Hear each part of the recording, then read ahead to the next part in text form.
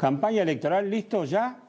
Indudablemente es una semana con una cantidad de elementos políticos muy importantes, definiciones que seguramente en las próximas horas todavía tendrán algún grado de avance más. Pero indudablemente una semana que cambia mucho para la política, una semana que cambia menos para la ciudadanía. Quiero decir, las agendas y las velocidades siguen siendo distintas. Lo que te muestra es que la carrera empieza en serio a correr porque te quedan solo algunas semanas para la definición de listas. 24. Que desde ahí donde vamos a ver, por lo menos, o intentar empezar a ver qué pasa en agosto. Porque digo, el problema es que estamos intentando discutir octubre cuando no pasó agosto y cuando no pasó junio. Insisto con esto, digo, esta semana ha sido una semana de mucha intensidad para la clase dirigencial.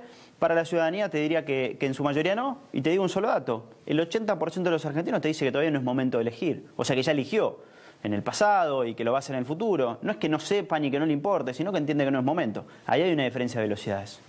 Marianito. ¿Es inexorable la polarización entre el kirchnerismo y el macrismo o puede haber un resquicio para que una tercera fuerza como el masismo, no digo tercera por nivel de votantes, ¿no? Digo, digamos, otro actor pueda meterse y, bueno, dividir el electorado en 3/3?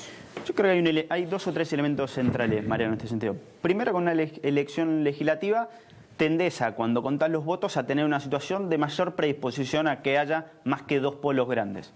El problema es que vos tenés dos polos que se explican fuertemente entre ambos, que es quien gobierna y quien gobernó, o sea que eso le da más volumen a ambos, y que además tenés de agosto a octubre una transición en donde seguramente más de un argentino va a votar distinto. Y eso entonces te va a ayudar hacia la polarización. Y te digo dos o tres elementos para que entendamos la fuerza de la polarización. Si vos preguntás para quién gobierna Macri, entre la base de sustentación del gobierno, del actual y del pasado, tenés dos miradas completamente distintas. La mayoría de los primeros cree gobernar para todos, la mayoría de los que ven bien al pasado gobierno cree gobernar para ricos. Segunda situación, si querés en términos de expectativas, del primer grupo, poquito más del 80% cree que el país va a estar mejor, de este lado es contrario. Pero te digo un tercer dato que, para que entendamos la potencia de la polarización, que tiene que ver casi con la subjetivización del objetivo. Si vos preguntás si ves más obra pública en tu barrio, la dispersión entre las miradas de estos dos grupos es muy grande. Y es notable eso, ¿no? Es notable. Porque la obra pública es una cosa concreta. Charlie, lo que está pasando es que el prisma político de la grieta es tan grande que el kilómetro de ruta que hace el gobierno para los menos macristas tiene menos de 1000 metros. Esta es la subjetivización del objetivo. Bueno, en esta Argentina se va a dar la elección. Ahora, hablamos de polarización en la práctica. ¿Eso se da únicamente en la provincia de Buenos Aires? Es que indudablemente, de manera injusta, nacionalizamos la provincia. Digo de manera injusta porque la Argentina es mucho más que la provincia de Buenos Aires. Lo que pasa es que estamos viendo con muchísimo detalle lo que pasa en la provincia. Porque es además donde, si juega el gobierno, lo hace con una de sus figuras centrales, en términos no de la candidatura, pero sí de quien gobierna, de María Eugenia Vidal, en términos de que Cristina juega fuertemente ahí, y en términos de que el conurbano siempre es un lugar que miramos con mucho detalle. ¿No crees que si hay un paso en el peronismo entre Cristina Kirchner u otro candidato y Randazzo, como todo parece indicar que va a haber, porque Randazzo quiere la PASO, esa bueno, elección, va a presentar los avales en la semana esta. Claro, el jueves creo que hace o el martes. Esa contienda no puede capturar la atención del votante y generarse una polarización muy fuerte y disminuir el caudal electoral de los otros partidos que van a ir sin disputa, porque Esteban Bullrich, si se presenta él como candidato... ¿Será candidato Esteban Bullrich? Hay que ver, ¿no? Hay que dice que puede haber decisiones de último momento, pero ya sea Esteban Bullrich u otro, y Sergio Massa, Stolbizer, quizás podrían perder interés en el electorado en referencia a lo que es una pelea tan fuerte como Randazzo contra Cristina, ¿no? Sin duda tu pregunta es central, porque, digamos, ¿cuán atractivo hace, en este caso, una primaria del peronismo-kirchnerismo? ¿Cuánto es o cuán suficientemente es atractivo para traer votos de afuera? Es una pregunta que todavía es como que es difícil de ver, porque lo que hoy ves es que básicamente no hay grandes movimientos desde los espacios, sino que aquellos candidatos más kirchneristas toman la primera parte de ese voto que es el más kirchnerista y la segunda. Ahora, un elemento no menor en este sentido.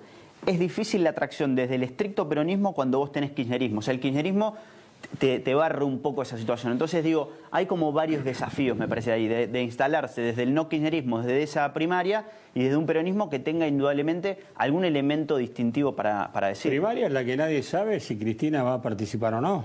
Y que es la pregunta central, Charlie, porque ordena y desordena al grueso del electorado. No, yo digo, hay intentos de unidad, perdóname Pablo, pero sí, también hay cercanía de ruptura. Digo, se plantea las PASO. Si la justicia los aprueba, el peronismo, el partido no lo va a poder vetar. Randazzo se presenta, ¿qué hace el kirchnerismo? Aparentemente yo no la veo, por algún dato que tengo, a Cristina participando en una PASO contra un ministro de ella durante 8 años. Mirá, es una cosa muy interesante. Creo que desde hace casi la misma cantidad de días que Macri es presidente, nos preguntamos si Cristina va a ser candidata o no. Y la verdad es que hay motivos suficientes para pensar que puede serlo como que no.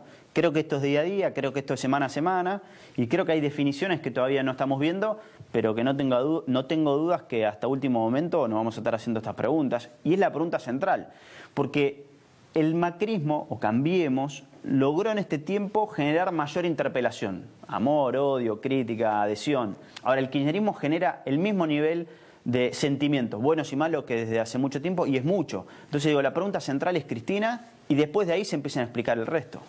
Y bueno, cuando arrancó Randazzo se decía que tenía un 7% de intención de voto, Cristina 30, 25, 35, según las encuestas que se decía.